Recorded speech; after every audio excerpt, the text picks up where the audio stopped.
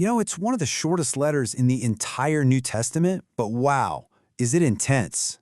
Today, we're diving into the book of Jude, and it's basically a fiery, urgent warning shot to a community that's right on the edge of a major crisis. The way the letter kicks off is pretty fascinating. The author, Jude, he actually tells his audience, hey, my original plan was to write you this really nice, encouraging letter about the salvation we all share. Something positive and unified. Yeah, but that's not the letter we got. Something happened. Something so alarming that he had to just scrap that whole idea and instead write this.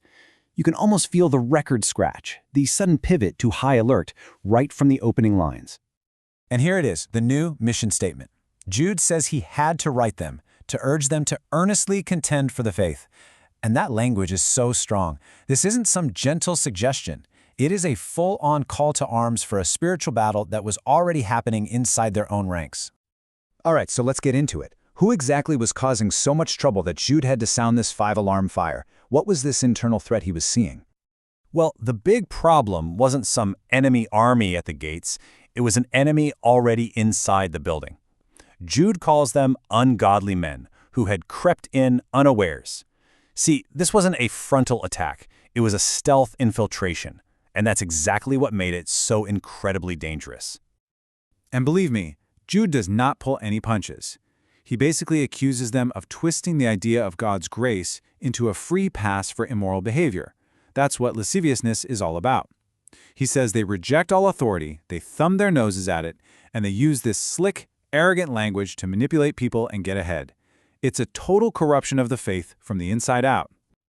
Now, to make his point absolutely crystal clear, this is where Jude's writing gets really powerful. He unleashes these vivid metaphors, all drawn from the natural world. And these aren't just for poetic flair, they are designed to expose the true nature of these infiltrators. First, he calls them clouds without water. Just imagine that for a second. You're in a parched, dry land, desperate for rain. You look up and you see clouds gathering, giving you hope.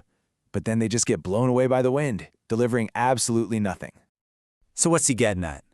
These people, they look promising, they talk a good game, they sound like they have all this wisdom, but when it comes down to it, they're completely empty. They offer zero real spiritual nourishment. It's all sizzle, no steak. And then he hits them with this next one, which is even more ominous. He calls them wandering stars. Now, back then, if you were a sailor or a traveler, you navigated by the fixed stars. They were reliable. But a wandering star, like a comet or a meteor, totally unpredictable, utterly useless for finding your way. So you see, their influence isn't just neutral or unhelpful, it's actively dangerous. Following them is like trying to navigate by a shooting star. It's going to lead you way off course, away from the path, and as Jude puts it, straight into the blackness of darkness forever. Okay, so as if that wasn't intense enough, Jude decides to up the ante. He reaches back into their history books to remind them of God's past judgments. His message is basically, hey, don't for a second think there are no consequences. We have receipts.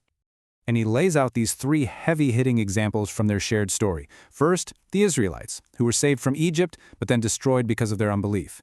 Then, even angels who rebelled and are now awaiting judgment. And, of course, the infamous cities of Sodom and Gomorrah. The pattern is undeniable. Nobody gets a pass. Then Jude does something really clever. He creates this stunning contrast. On the one hand, check this out, you have Michael the Archangel, one of the most powerful beings there is. And even when he's facing down the devil himself, he shows restraint. He defers to God's judgment.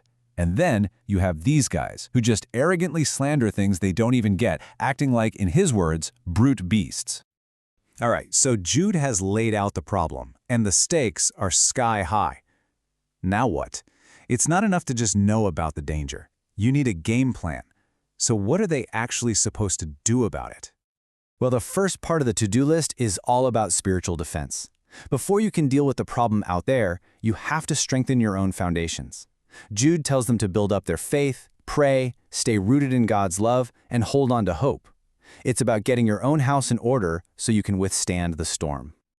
Okay, so that's how you protect yourself. But what about the person sitting next to you? What about the people in the community who are starting to waver, the ones who are actually being influenced by these false teachers? What do you do for them?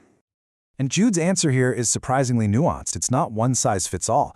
He says for some people, the ones who are just doubting, you need to have compassion and gently guide them back.